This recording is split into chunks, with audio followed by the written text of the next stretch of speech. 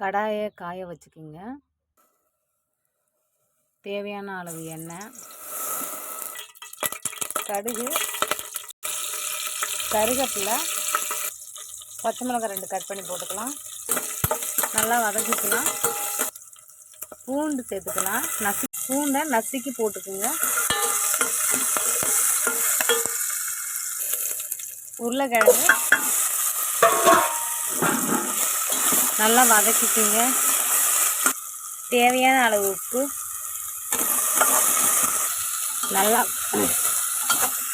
நல்லா வதக்கிக்கிட்டோம். தேவையான அளவு தண்ணி வேகிற அளவுக்கு, கொஞ்சம் மிளகாத்தூள். இப்போ கிண்டி விட்டுக்கலாம்.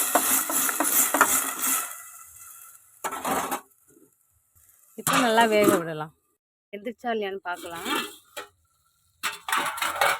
நடுவால் நீங்கள் கிண்டி விட்டுக்குங்க அடிக்கடி. இன்னும் கொஞ்சம் வேகணும். நல்லாவே வெந்துருச்சு. நம்ம இப்போ இறக்கி வச்சுக்கலாம்.